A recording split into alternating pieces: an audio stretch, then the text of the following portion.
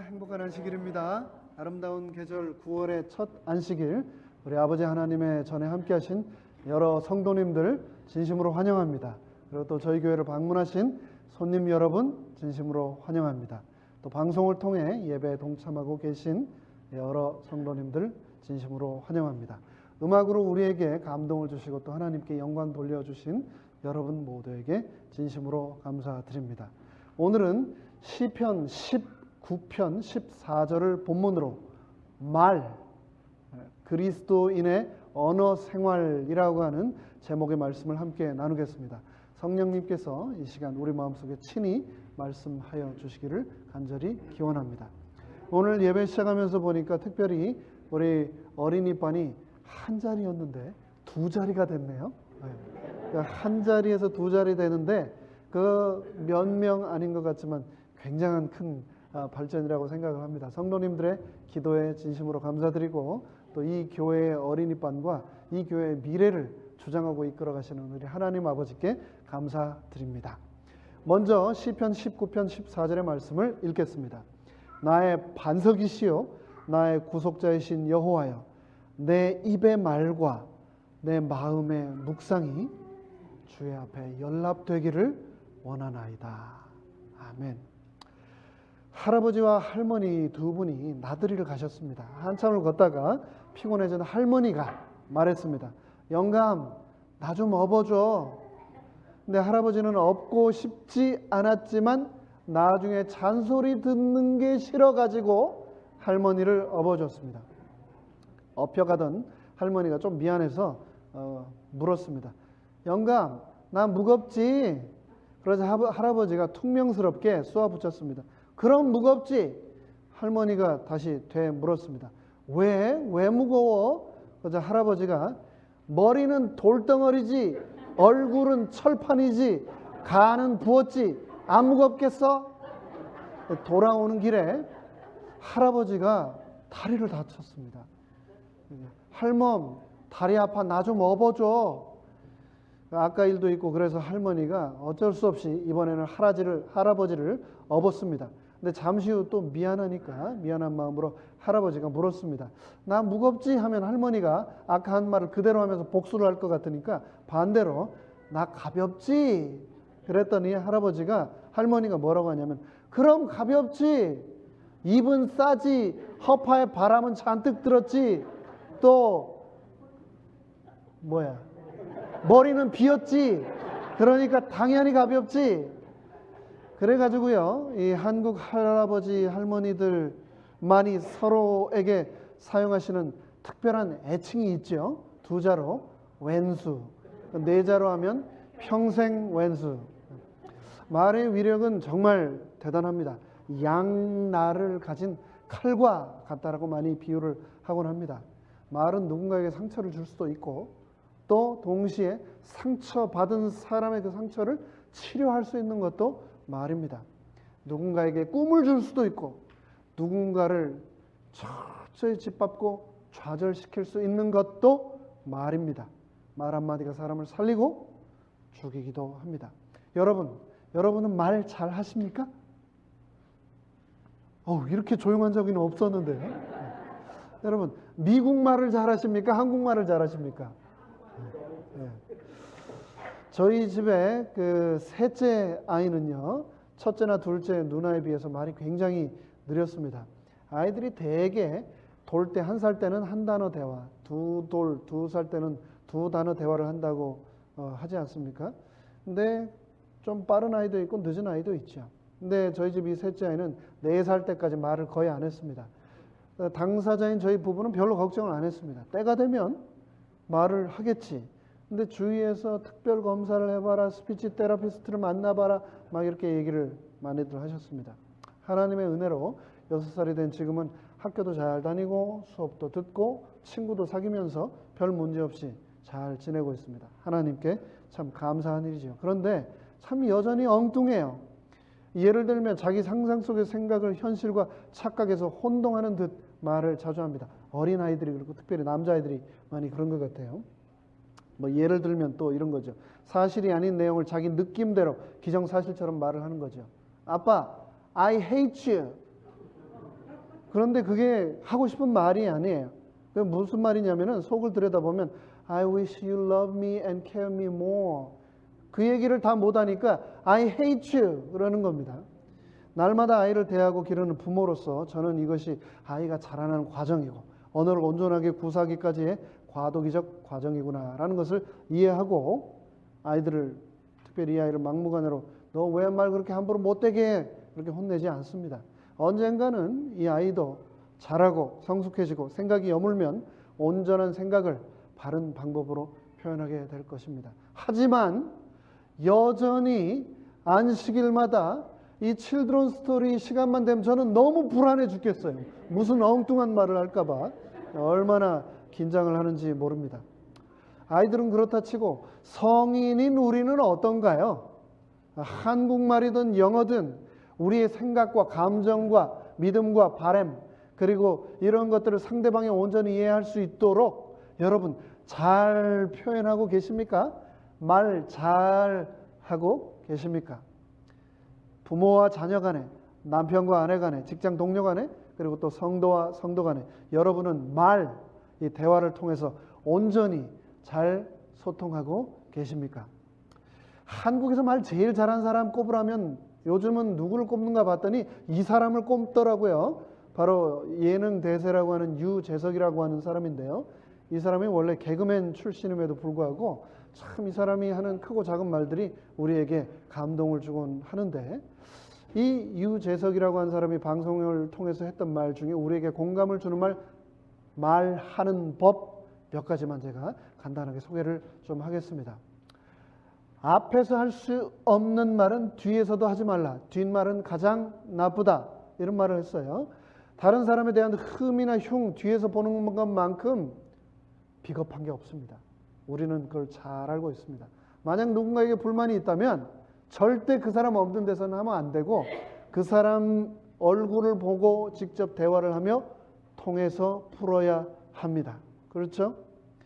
뒷말은 위로와 회복의 공동체인 이 교회마저도 산산이 짓밟을 수 있다라고 하는 사실을 우리는 꼭 기억해야 되겠습니다. 교회 모임에서 특별히 직원의 후에 뒷말 절대 안 하시면 좋겠습니다. 또 말을 독점하면 적이 많아진다라는 말을 했는데요. 말이란 적게 말하는 게 중요하고요. 많이 듣는 게 참 중요합니다. 하나님이 입은 하나이지만 귀는 두 개를 왜 창조하셨을까? 우리가 생각해 보면 어렵지 않게 깨달을 수 있는 것들입니다. 셋째, 목소리의 톤이 높아질수록 뜻은 왜곡된다라고 했습니다. 사람은 흥분을 하면 목소리가 자기도 모르게 커집니다. 상대를 제압하기 위해서 혹은 자신의 흠을 감추기 위해서 목소리를 높여가며 대화를 하곤 하는데 결코 좋지 않은 방법입니다. 그러면 그럴수록 상대방은 나를 오해하고 또 불쾌히 여겨 마음의 창을 닫기 때문입니다. 주위에 소리부터 지르고 보는 분 계시다면 이 말씀을 꼭 기억하시면 좋겠습니다. 또 뻔한 이야기보다는 펀한 이야기를 해라 라고 얘기를 했는데요. 주위에 그런 사람 꼭 있습니다. 한번 이야기를 시작하면요 끝이 안 나는 사람이 있어요. 그리고 그 이야기를 들으면 들을수록 도대체 무슨 말인지 이해할 수 없게 지루하게 끝없이 말하는 사람이 있습니다. 상황에 맞게 이야기할 수 있는 눈치와 유머, 그러니까 뻔하지 않은 즐거운 펀하게 이야기를 하도록 노력을 해야 되겠습니다. 혀를 다스리는 건 나이지만 내 뱉어진 말은 나를 다스린다. 내 혀니까 내 마음대로 하고 내가 혀를 다스리는 것 같지만 결국 나를 다스리는 것은 내 혀를 통해서 내 입 밖으로 나온 그 말이 나를 다스린다는 겁니다. 우리가 호수에 돌멩이를 던지면 파장이 생기죠. 그런데 호수에 던져진 돌멩이뿐만 아니라 내가 내뱉은 모든 말에도 파장이 있다는 것을 기억해야 하겠습니다. 내가 한 말로 인한 후일의 파장까지도 생각하며 신중히 말을 해야 되겠습니다. 그리고 이제 유재석이 한 마지막 말인데요. 입술의 30초가 누군가의 마음에 30년이 된다. 말 한마디로 누군가의 인생을 바꾸어 놓을 수 있다라는 것을 기억해야 된다는 이야기입니다. 누군가 인생의 중요한 기로에 서 있을 때, 중요한 선택을 해야 할 때, 혹은 가장 힘든 시기에 처해 있을 때 그 사람에게 진정 도움이 될 수 있는 가치 있는 말, 내가 줄 수 있는 말이 뭐가 있을까 생각하고 말을 해야 한다는 겁니다. 정말 그렇습니다. 말은 중요합니다. 세상살이에서 말만큼 중요한 게 또 있을까? 그런데 그리스도인의 생활에서는 말은 정말 더 중요합니다. 왜냐하면 그 영향력이 이 생에서만 마치는 것이 아니라 내세에까지 영원히 미치기 때문입니다. 그래서 성경은 처음부터 끝까지 그 중요성에 대해서 얼마나 거듭 강조하고 있는지 모릅니다. 성경이 그토록 강조한 말에 대한 중요성 중 오늘 두 가지 한번 살펴보도록 하겠습니다. 첫 번째, 성경은 말하기를 말에는 창조의 능력이 있다라고 말을 하고 있습니다. 하나님께서 이 세상을 뭘로 창조하셨습니까?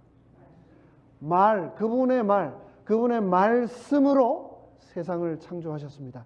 태초에 하나님이 천지를 창조하시느니라. 땅이 혼돈하고 공허하며 흑암이 깊음 위에 있고 하나님의 신은 수면에 운행하시니라. 그러면서 하나님이 가라사대 빛이 있으라 하니 빛이 있었더라. 태초에 in the beginning 창조의 모든 역사는 하나님의 말로 이루어졌습니다.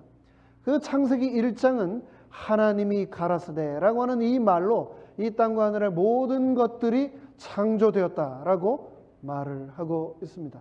그런데 태초의 지구를 창조할 때 사용하셨던 하나님의 말씀, 태초에 in the beginning 이라고 하는 말이 신약 성경에 또 다시 한번 등장합니다. 요한복음 1장 1절에서는 이렇게 말하고 있습니다. 태초에 in the beginning 태초에 말씀이 계시니라. 이 말씀이 하나님과 함께 계셨으니 이 말씀은 곧 하나님이십니다.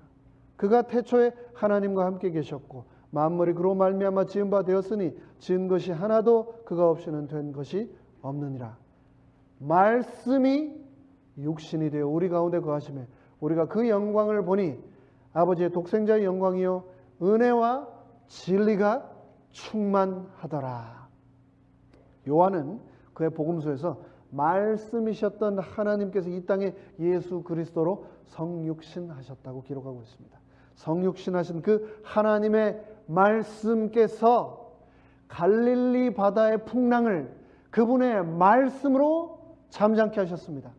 그분의 말씀으로 거라사 광인들로부터 귀신들을 쫓아내셨습니다. 그분의 말씀으로 눈먼 장님의 눈을 뜨게 하셨고 그분의 말씀으로 죽어서 무덤에서 썩어가던 나사로를 다시 살리셨습니다. 이 세상에 수많은 생명체 중에 우리를 창조하신 하나님의 속성 중에 하나인 언어, 말을 사용하는 생명체는 인간밖에 없습니다. 물론 많은 생물들, 특별히 고등동물들이 자기 나름대로의 의사소통을 위한 몸짓이나 소리 등을 내서 사용하기도 하지만 진정한 의미에서 그것들은 언어라기보다는 단순한 본능적인 반응이라고 표현하는 것이 더 정확할 것입니다.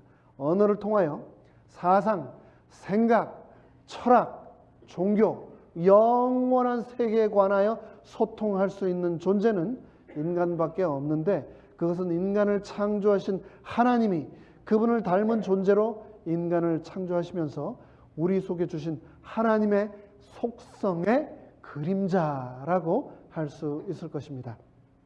우리가 사용하는 말에는 그분의 생명 그리고 그분의 능력이 살아있다라는 것을 기억해야 하겠습니다. 둘째, 그리스도인들에게 말이 중요한 이유는 모든 변화는 말부터 시작되기 때문입니다. 사람이 변했는가 안 했는가 어떻게 알 수 있습니까? 알 길이 없습니다. 그 속을 들여다볼 수 없으니까요. 하지만 우리는 사람의 내면은 볼 수 없지만 그 사람이 하는 말을 통해서 분명히 알 수 있습니다. 사도행전은 성령님이 임하실 때 다락방에 모여있던 사람들에게 있었던 첫 번째 변화가 바로 그들의 말의 변화, 그들의 언어의 변화였다고 기록하고 있습니다. 오순절 날이 이름에 저희가 다 같이 한 곳에 모였더니 돌연히 하늘로부터 급하고 강한 바람 같은 소리가 있어 저희 앉은 온 집에 가득하여 불의 혀같이 갈라지는 것이 저희에게 보여 각 사람 위에 임하여 있더니 저희가 다 성령의 충만함을 받고 성령의 말하게 하심을 따라 성령의 말하게 하심을 따라 다른 방언으로 말하기 시작하더라. 다락방에 모여있던 무리들을 위해 성령님이 임했습니다. 그리고 성령의 충만함을 따라 성령의 말하게 하심을 따라 그들이 성령 충만을 받자마자 다른 말, 즉 방언을 시작했습니다. 말은 결코 단순하지 않습니다. 단순한 음성을 통한 의사소통의 기구, 그것이 전부가 결코 아닙니다. 우리의 말에 성령님의 능력이 임하면 그 말을 통하여 하나님의 권세가 이 땅에 임한다라고 성경은 말을 하고 있는 겁니다. 그런데 이런 창조의 능력을 가지고 있는 변화의 시작인 이 말은 말만의 아주 고유한 특성을 가지고 있습니다. 말의 특성 몇 가지를 또 잠시 살펴보겠습니다. 첫 번째, 말은 어떤 특성을 가지고 있냐면 너무너무나 실수하기가 쉽다라고 하는 특징을 가지고 있습니다. 여기 계신 우리 모든 성도님들 평생 신앙생활 하시고 교회 재직으로 장로와 집사님으로 한평생 성경 연구하면서 살아오셨습니다. 그런데 그런 여러분 중 나는 여태까지 살아오면서 말의 실수를 단 한 번도 해본 적 없다 하는 분 계십니까? 이 땅 살아가는 모든 인간들 중에 말의 실수를 단 한 번도 안 해본 사람은 없을 겁니다. 야고보서 3장 2절은 우리가 다 실수가 많으니 만일 말의 실수가 없는 자면 말 실수만 안 해도 말의 실수가 없는 자면 온전한 자이다 라고 말을 할 정도입니다. University of California 샌프란시스코의 신경 정신학자 루안 브리젠틴이라고 하는 박사는 자신의 책 The Female Brain, 여성의 뇌라고 하는 책을 통해서 라디오쇼 진행자, 인터넷 블로거 등을 통해 성별로 분류 집계한 결과 여자들은 하루에 평균 2만 단어를 사용하고 남자들은 평균 7천 단어를 사용한다라고 밝힌 바 있습니다. 물론 여자 중에 2만 단어 안 쓰는 분도 계시고 물론 남자 중에도 7천 단어 훨씬 더 많이 쓰는 분도 계십니다. 하지만 그것이 중요한 것이 아니고 우리가 2만 단어만 쳐보십시오. 하루에 2만 단어씩 하루에 2만 단어씩 60년, 70년, 80년을 우리가 살았으면 얼마나 많은 말을 해왔겠습니까? 그런데 꼭 필요한 말은 해야 되겠지만 말을 지금 하는 것보다 조금 줄이고 기도하는 시간을 지금보다 조금만 더 늘린다면 말의 실수는 현저하게 줄어들 것이다 라고 말을 하고 있는 겁니다. 입술은 영적인 전쟁터입니다. 북한의 핵무기를 무서워할 것이 아니라 암과 치매를 무서워할 것이 아니라 내 혀를 무서워해야 합니다. 우리의 입술과 혀는 사단의 권세와 날마다 싸우고 있는 전쟁의 최전선임을 기억해야 합니다. 순식간에 사단의 악한 영의 힘이 내 혀와 내 입술을 장악할 수 있다는 사실을 기억해야 하겠습니다. 야고보서 3장 7절로 8절은 사람의 혀를 길들이기가 얼마나 어려운지 야생 짐승 길들이는 것보다 더 어렵다라고 비교를 했는데요. 여러 종류의 짐승과 새며 벌레와 해물은 다 길들므로 사람에게 길들 얻거니와 혀는 능히 길들일 사람이 없나니 쉬지 아니하는 악이요 죽이는 독이 가득한 것이라.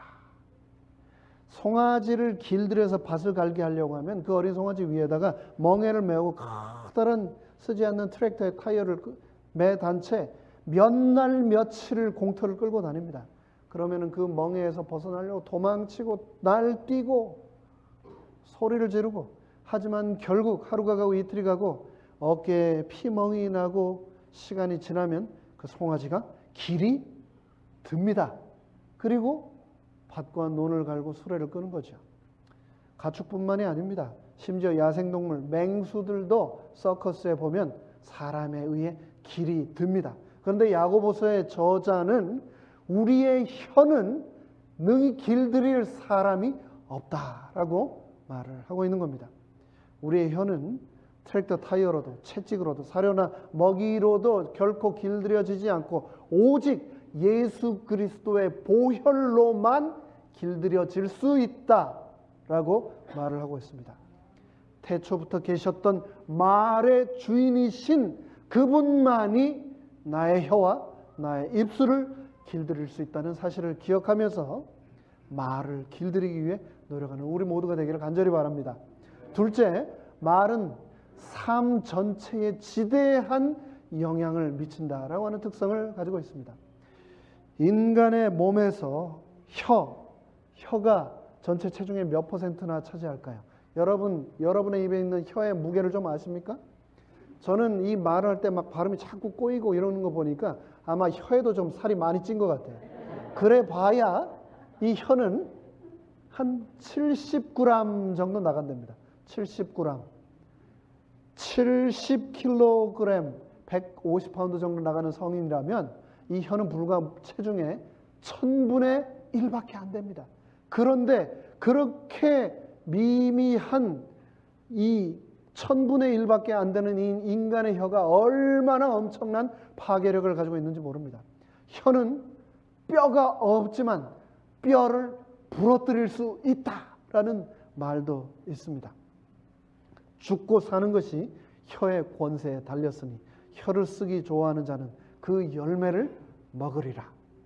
내가 너희에게 이르노니 사람이 무슨 무익한 말을 하든지 심판날에 이에 대하여 신문을 받으리니 내 말로 의롭다함을 받고 내 말로 정죄함을 받으리라. 우리의 입술과 우리의 혀를 통하여 나간 그 말 가지고 우리가 하나님의 심판대 앞에 서게 될 것이다 라고 성경은 말하고 있습니다. 세 번째, 말은 씨앗입니다. 내 입을 통해서 뱉어져 나간 말은 보이지 않고 기록 남아있지는 않지만 그 말은 씨앗입니다. 씨앗. 자연세계와 영적인 세계가 다 심고 거두는 법칙이 있습니다. 갈라디아서 6장 7절로 8절은 스스로 속이지 말라. 하나님은 만월의 여김을 받지 아니하시나니 사람이 무엇으로 심든지 그대로 거두리라. 자기 육체를 위하여 심는 자는 육체로부터 썩어질 것을 거두고 성령을 위하여 심는 자는 성령으로부터 영생을 거두리라. 곡식만 씨앗이 있는 게 아니고 말에도 씨가 있다 라고 말을 하고 있는 겁니다. 그러기에 말에 씨앗을 심으면 열매가 맺히게 되는 것은 너무나 당연한 일입니다. 오늘 나는 어떤 말의 씨앗을 심고 있는가?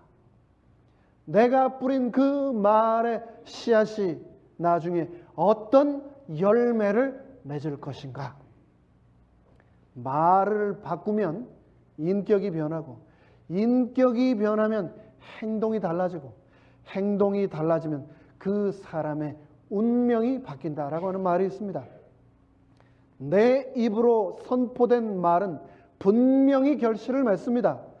내 자녀들에게 선포하는 말도 분명히 결실을 맺습니다.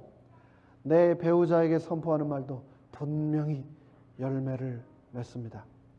내 말을 통하여 하나님은 이 교회 또한 세우시고 살리시고 또 내 말의 실수를 통하여 이 교회가 죽을 수 있다는 사실을 기억하게 되시기를 바랍니다. 넷째, 말은 부메랑입니다. 던지면 언젠가 돌아오는 부메랑입니다. 말은 귀소 본능을 가지고 있습니다.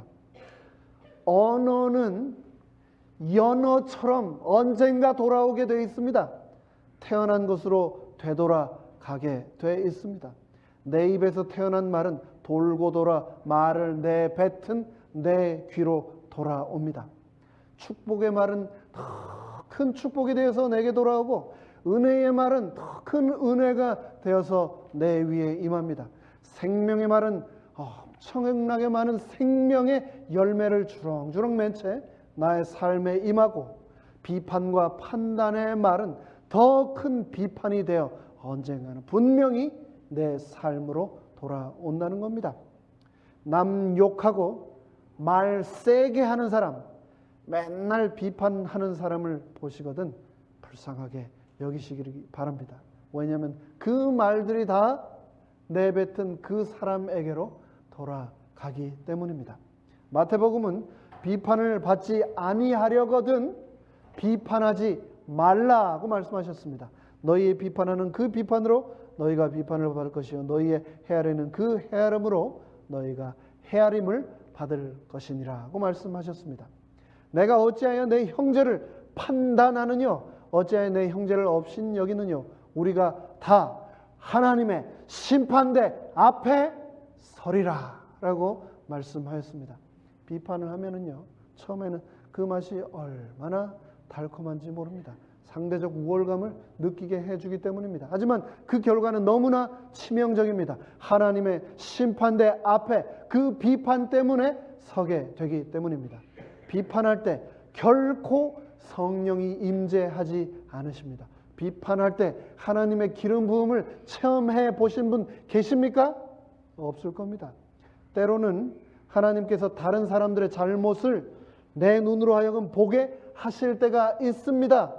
하지만 그것은 그들을 비판하라고 보여주신 것이 아니라 그들을 위하여 기도하라고 보여주신 겁니다. 혹자는 그것을 말해줘서 고치도록 해야 한다라고 말하는 분도 계십니다. 하지만 그것은 내가 할 일이 아니라 성령께서 하시는 일이라는 것을 기억하시기 바랍니다. 내가 이야기하면 의의만 상하고 오해만 하게 되는 경우가 대부분입니다. 내가 아무리 얘기를 해도 성령님이 말씀 안 하시면, 성령님께서 깨달음을 주시지 않으시면 아무 소용이 없습니다. 그렇기 때문에 성령을 통하여 깨달음을 얻도록 비판하지 마시고 기도하시기 바랍니다. 비판의 언어는 사람을 죽이고 힘을 빼고 의지를 꺾고 기쁨을 빼앗고 불안감을 주고 자기 방어의 본능만 더 부추깁니다. 자녀들의 장점을 찾아 격려해 주시고 칭찬해 주시기 바랍니다. 배우자들을 인정해 주시고 용기 주시고 위하여 기도해 주시기 바랍니다. 가르치고 고치려 하지 말고 격려해 주시기 바랍니다.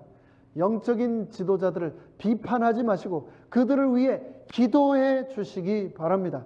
성령님만이 사람을 고칠 수 있다는 것을 기억하시기 바랍니다. 함부로 비판하는 사람은 성령의 사역을 가로채고 있다는 것을 기억해야 할 것입니다. 그것은 분명한 월권 행위입니다.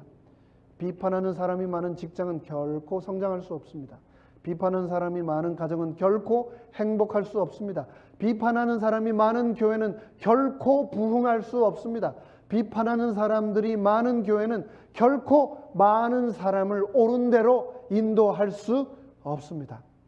비판의 시간은 확 줄이시고 기도의 시간은 확 늘리시게 되기를 간절히 바랍니다. 그것이 나의 영적 영향력이 될 것입니다. 저주는 더 큰 저주가 되어서 나에게 돌아오고 비판은 더 큰 비판이 되어 나에게 돌아옵니다. 비판하는 인생은 반드시 망하게 되어 있습니다. 이 비판의 유혹에 빠지지 마시고 성도 간에 영적으로 살리는 말, 꿈을 주는 말, 일어나게 하는 말, 치유하는 말, 가능성을 불붙여 주는 말, 은혜의 말, 생명의 말만 하게 되시기를 간절히 바랍니다. 그런 선한 말을 하기 위해서 먼저 우리는 선한 것을 우리의 마음에 채워야 한다라고 예수님은 마태복음에서 다음과 같이 말씀하셨습니다. 독사의 자식들아, 너희는 악하니 어떻게 선한 말을 할 수 있느냐? 이는 마음에 가득한 것을 입으로 말함이라. 선한 사람은 그 쌓은 선에서 선한 것을 내고 악한 사람은 그 쌓은 악에서 악한 것을 내느니라. 정말 너무 정확하게 예수님이 꼭 집어서 말씀하셨습니다. 우연히 아이고 말을 내뱉었는데 그 말을 주워 담을 수 없으니까 뭐라고 얘기를 하냐면 아이고 실수로 생각에 또 어떤 말이 그냥 불쑥 튀어나왔어요 라고 하는데 그거는 불가능하다라고 예수님이 말씀하고 계신 겁니다. 내 마음속에 선이 쌓여 있으면 그 선이 쌓여 흘러 넘쳐서 저절로 선한 말이 나오는 것이고, 내 마음속에 악함이 비판이 차 넘치면 그것이 흘러 넘쳐서 나올 수밖에 없다고 예수님이 말씀을 하고 계신 겁니다. 여러분, 아이고 잘 안 보이네요. 이 한자 잘 아십니까? 이게 명품할 때 쓰는 그 품자죠. 품격할 때 쓰는 그 품자입니다. 근데 이게 잘 보면은요, 이 품격, 명품할 때 쓰는 이 품자가 입구자가 3개가 모여서 이 품자가 된다라는 것을 우리가 볼 수 있습니다. 사람의 품격이라는 게, 품성이라는 게 우리의 입을 통해서 나온 말들이 쌓여서 품성이 된다라고 하는 것을 우리에게 가르쳐주고 있습니다. 내가 무심코 던진 말 한마디에 나의 품격이 드러나는 겁니다. 내가 무심결에 내뱉는 말들이 현실이 되는 겁니다. 하나님의 자녀인 우리는 정말 말을 조심해서 해야 되고 정말 품격 있게 해야 합니다. 함부로 우리가 말을 하는 경우가 참 많습니다. 어떤 사람들은요, 아침에 눈 뜨자마자 그때부터 막 나는 죽겠네 이런 얘기를 합니다. 그런 얘기를 하면 죽습니다. 눈 뜨자마자 아침에 침대에 들어오면서 아이고 죽겠다. 눈 뜨자마자 죽겠다고 하는 말을 자신에게 막 퍼붓는 겁니다. 맛있는 걸 먹으면 아이고 배불러 죽겠네. 조금만 배고프면 아이고 배고파 죽겠네. 더우면 아이고 더워서 죽겠네. 조금만 추우면 아이고 추워서 죽겠네. 보고 싶으면 보고 싶어 죽겠네. 조금만 지겨우면 아우 보기 싫어 죽겠네. 이거는요, 하루하루를 살아가는 게 아닙니다. 하루하루 죽어가고 있는 것이죠. 성령님께서는 우리의 말 한마디 한마디를 다 듣고 계시다라고 하는 것을 기억합시다. 저울에 우리의 말 하나하나를 다 달고 계시다는 것을 기억합시다. 그리고 그 말들이 언젠가 열매가 되어 내 삶으로 돌아온다는 것을 더 기억하게 되시기를 간절히 바랍니다. 이스라엘 자손들이 다 모세와 아론을 원망하며 온 회중이 그들에게 이르되 우리가 애굽 땅에서 죽었거나 이 광야에서 죽었다면 좋았을 것을. 이스라엘 백성들이 출애굽하자마자 아이고 죽겠네, 목말라 죽겠네, 고기 먹고 싶어 죽겠네, 집에 가고 싶어 죽겠네, 아이고 파하고 마늘 생각나 죽겠네. 그들이 다 죽었습니다. 단 한 사람도 약속의 땅 요단강을 건너지 못하고 죽고 말았습니다. 하나님의 사람은 축복의 언어, 긍정의 언어, 비전의 언어만 선포해야 되겠습니다. 비판하고 판단하는 말, 자랑하는 말, 원망의 말, 불평의 말 하지 맙시다. 그런 사람은 스스로 나는 사단의 자녀입니다 라고 고백하는 것과 같다라고 성경은 말하고 있습니다.